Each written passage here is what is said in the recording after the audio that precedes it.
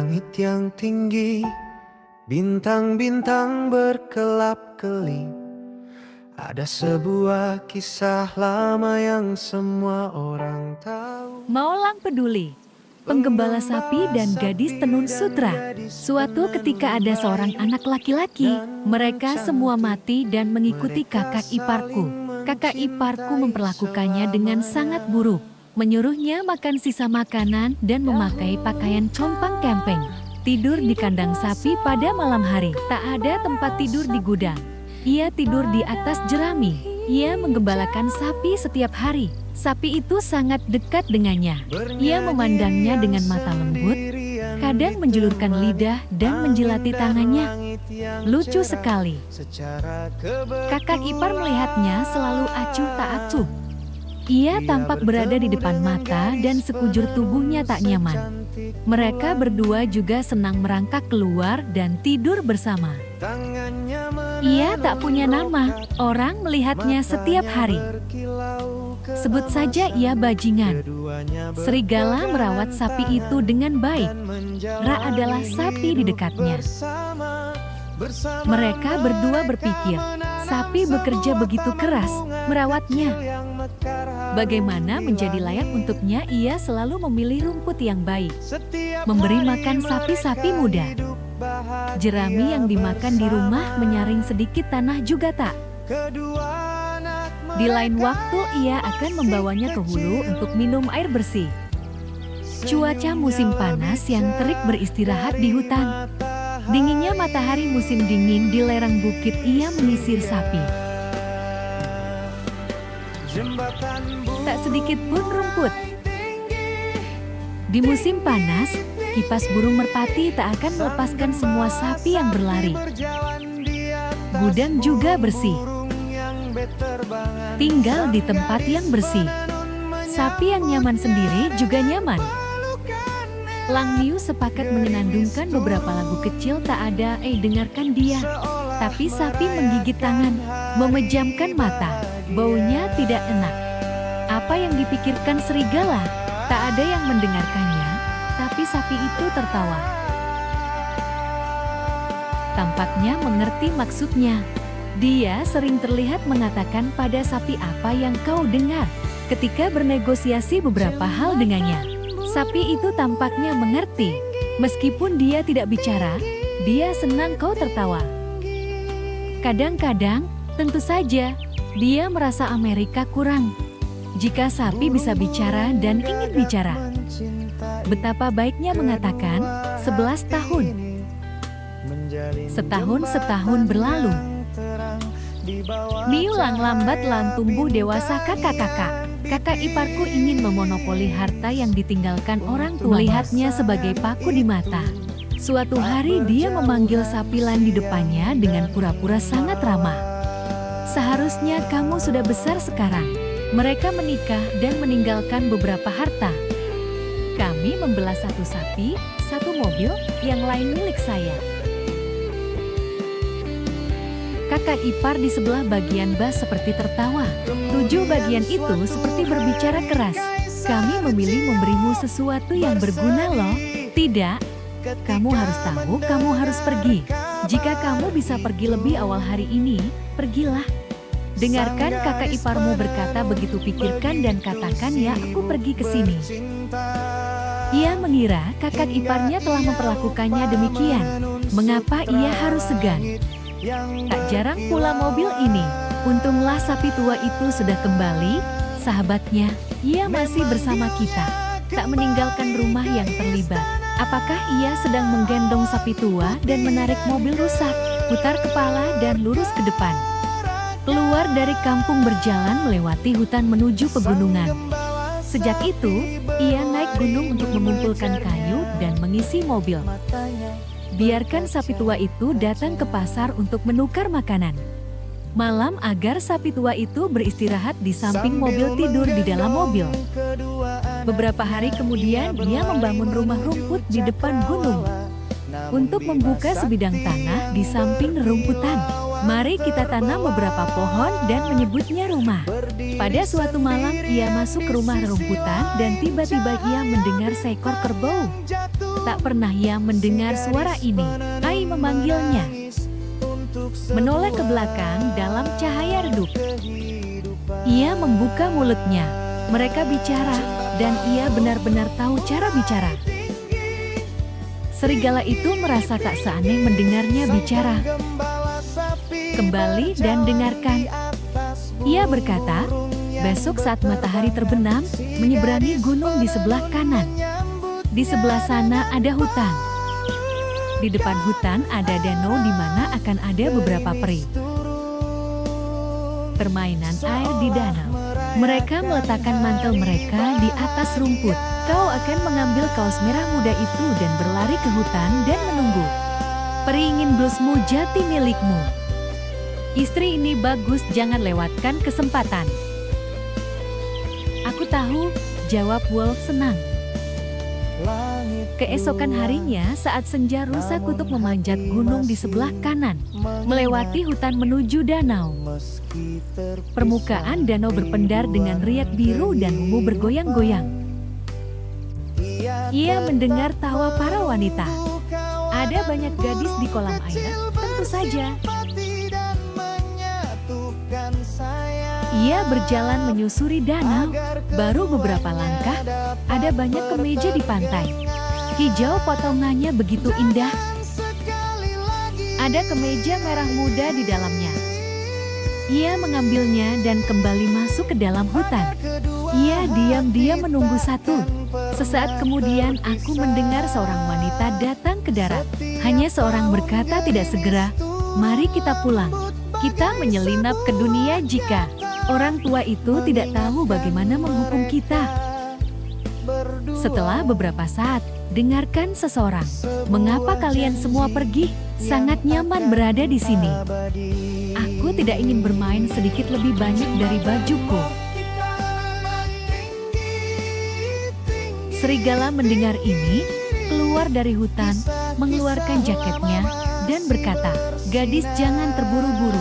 Pria berkemeja di sini, gadis berkemeja, menyisir rambut hitam panjangnya. Saat berbicara dengan serigala, Lang menjelaskan keadaannya. Gadis terdengar seperti aku merasa kasihan padanya dan aku mencintainya. Ceritakan juga tentang keadaannya. Dia adalah keponakan Ibu Suri. Layak tangan yang baik. Disebut hal perempuan setiap pagi dan sore. Ibu Suri menggandeng tangannya. Langit adalah awan-awan cerah itu. Tak ada yang seindah dirinya. Sang putri membutuhkan banyak bakat. Siang dan malam untuk beberapa saat tanpa istirahat. Para penenun selalu berada di ruang mesin. Lelah karena tak perlu bicara, kebebasan pun sirna. Rasanya seperti dikurung di penjara, menyebalkan. Dulu dia berpikir orang bilang itu baik. Apa yang baik di surga? Jika tak punya kebebasan, tak melihat apapun, ingin meninggalkan surga dan turun ke bumi, walau hanya sehari setengah. Kau juga bisa melihat pemandangan. Jion menceritakan ide ini pada peri yang lain. Katanya ada ide sebentar lagi. Sore itu, Ibu Suri dan anggur 1000 tahun berbaring di tahta hanya tertidur. Sepertinya Ra tidak akan bangun. Para peri melihat kesempatan langka. Kau menarikku, aku menarikmu untuk menyelinap keluar bersama terbang ke dunia. Mereka terbang ke danau. Aku melihat air jernih yang indah dan melompat ke dalam air.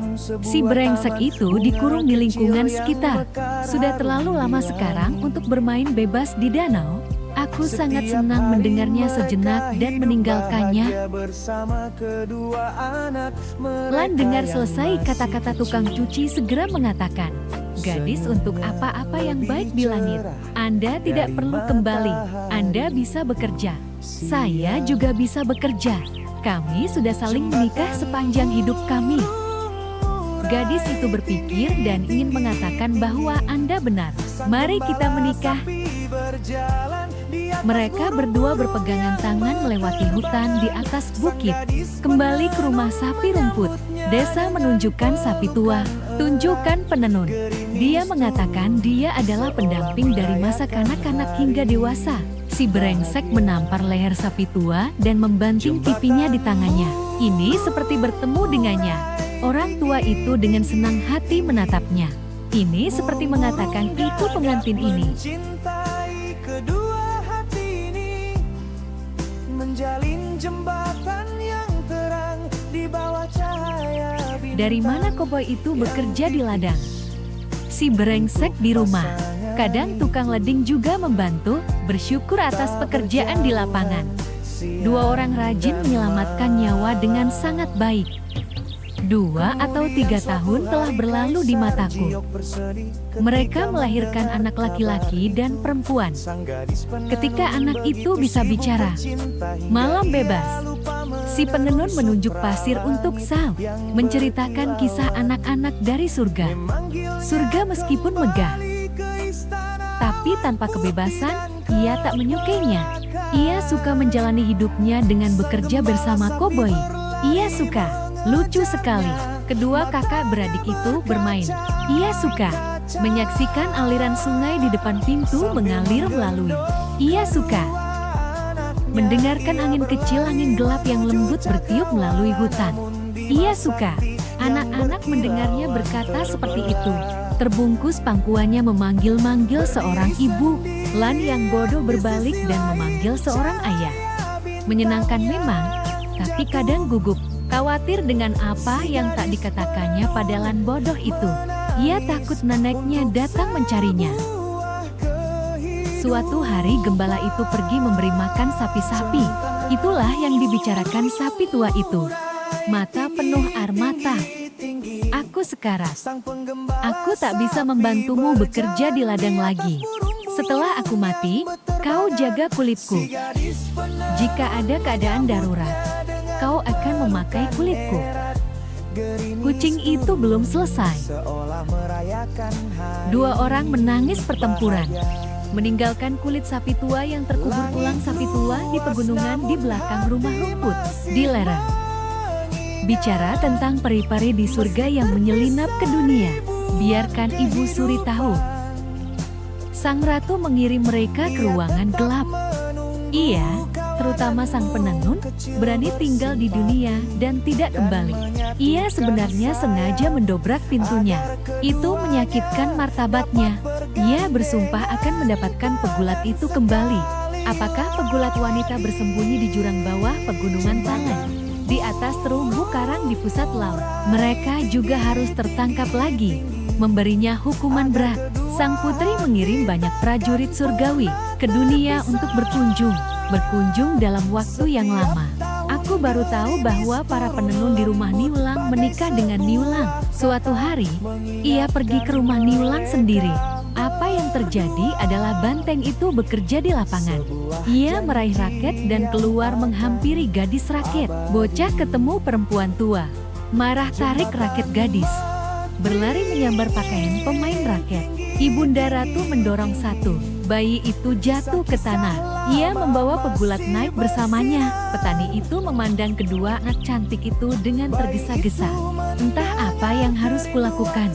Cukup ucapkan satu kata dan temukan ayahmu. Ikuti anak itu pulang. Aku baru melihat pesawat ulang-alik di atas setengah helai kain. Sarapan menguap. Gadis di depan pintu itu menangis. Ia memutuskan pergi ke surga dan mengejar si penenun kembali. Bagaimana kami bisa masuk surga? Ia tiba-tiba teringat apa yang telah dikatakannya sebelum ia mati. Ini bukan keadaan darurat. Ia cepat-cepat memakai kulit sapi untuk menemukan 2 keranjang. Memasukkan anak kecil ke keranjang. Mengambilnya dan lari keluar. Keluar pintu ia naik dan angin di telinga memanggil. Terbang sebentar istri guru dan wanita tua. Ia berteriak, "Aku di sini," dan anak-anak berteriak. Ia semakin lama semakin dekat. Ibu Suri menarik keluar di belakang kepala Ngoptrang. Bocah jangkung sialan di depan. Dan kemudian ada sungai galaksi yang sangat besar. ombak besar. Serigala tak bisa terbang lagi. Mulai sekarang, Niulang berada di sisi galaksi ini. Penenun di sisi lain galaksi hanya bisa melihat dari kejauhan. Kita tidak bisa hidup bersama lagi. Mereka menjadi bintang terang di kedua sisi sungai. Dan Vega, sang penenun, dihukum berat. Tapi tak akan menyerah. Aku pasti ingin hidup dengan Sapilang. Hari-hari panjang berbulan-bulan. Ibunya tak bisa membalikkannya. Biarkan dia setiap tahun. Pada hari ke-7 kalender lunar, aku bertemu Niulang sekali. Hari ini tahun berkerumun bahagia, tapi membangun jembatan di atas sungai galaksi. Membiarkan si Kaukro dan si penenun di jembatan. Karena ini setiap kali, Tuhan, orang jarang melihat burung jahat. Mereka semua ada di jembatan di sisi galaksi. Beberapa orang mengatakan, malam itu, jika kau mendengarkan dengan tenang di bawah pokok anggur, aku bisa mendengar si Kaukro dan si penenun bercakap-cakap di jembatan. Mereka menanam sebuah taman bunga kecil yang mekar harum di langit. Setiap hari mereka hidup bahagia bersama kedua anak mereka yang masih kecil. Senyumnya lebih cerah dari matahari siang. Jembatan burung murai tinggi, tinggi, tinggi. Sang gembala sapi berjalan di atas burung-burung yang berterbangan. Sang gadis penenun menyambutnya dengan pelukan erat. Gerimis turun seolah merayakan hari bahagia. Jembatan burung murai tinggi, tinggi, tinggi. Burung-burung gagak mencintai kedua hati ini. Menjalin jembatan yang terang di bawah cahaya bintang yang tipis untuk pasangan itu. Tak berjauhan siang dan malam.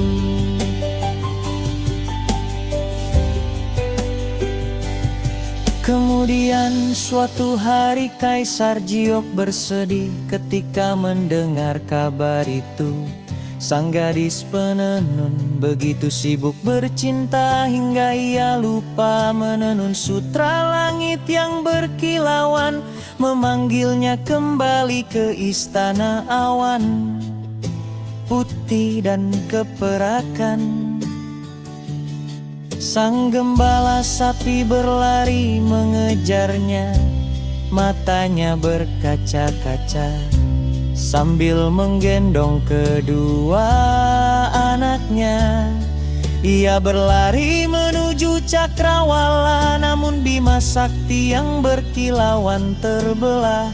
Berdiri sendirian di sisi lain cahaya bintang yang jatuh. Si gadis penenun menangis untuk sebuah kehidupan. Jembatan burung murai tinggi, tinggi, tinggi. Sang penggembala sapi berjalan di atas burung-burung yang berterbangan. Si gadis penenun menyambutnya dengan pelukan erat. Gerimis turun seolah merayakan hari bahagia. Langit luas namun hati masih mengingat. Meski terpisah ribuan kehidupan, ia tetap menunggu kawanan burung kecil bersimpati dan menyatukan sayap agar keduanya dapat bergandengan tangan sekali lagi. Jembatan burung murai tinggi, tinggi, tinggi. agar kedua hati takkan pernah terpisah. Setiap tahun gerimis turun lembut bagai sebuah kata, mengingatkan mereka berdua sebuah janji yang akan abadi. Jembatan Monrai tinggi, tinggi, tinggi, kisah-kisah lama masih bersinar. Bayi itu mendengar kerinduan setiap kali ia tersenyum. Cinta itu berkilauan di langit.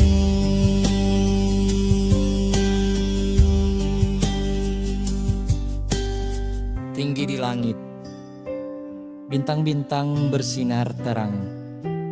Penggembala sapi dan gadis penenun memanggil nama mereka. Tahun depan kita akan bertemu lagi, bergandengan tangan.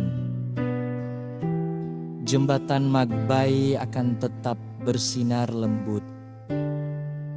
Send feedback. Sensayas.